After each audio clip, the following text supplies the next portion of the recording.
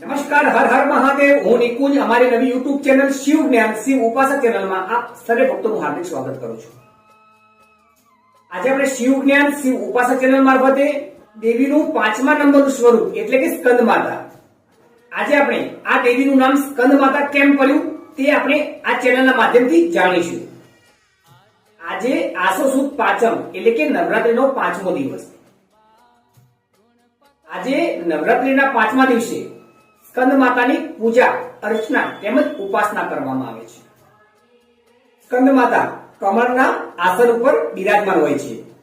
દેવી સ્કંદ માતાને 4 ભુજાઓ છે એટલે કે 4 હાથ છે અને માતા સિંહ ઉપર સવારી કરે છે.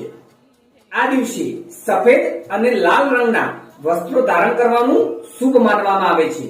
માતા ભગવતી અને ભગવાન શિવ દ્વારા અવતાર પામેલ ભગવાન કાર્તિકેયનું બીજું નામ સ્કંદ છે.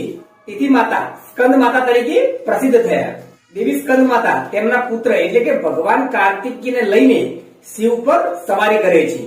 સ્કંદ એટલે કે કાર્તિકે ભગવાન અને કાર્તિકે ભગવાનનું વાહન મોર છે.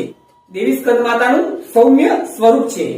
જે મનુષ્યને સંતાનને લઈને કોઈ તકલીફ હોય દેવી સ્કંદ માતાની ઉપાસના કરવી જોઈએ, કારણ કે માતા પુત્રદાયી પણ કહેવામાં આવે છે.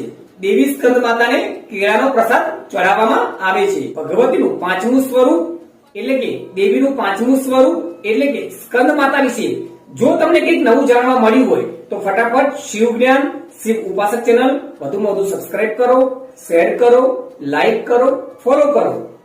નવરાત્રીના 9 દિવસ આપણે માતાજીના અલગ અલગ સ્વરૂપ વિશે ચર્ચા કરવાના છીએ. તો મિત્રો, જો તમારે પણ માતાજીના અલગ અલગ સ્વરૂપ વિશે જાણકારી મેળવવી હોય તો ફટાફટ અમારી ચેનલ સબસ્ક્રાઇબ કરો, ફોલો કરો.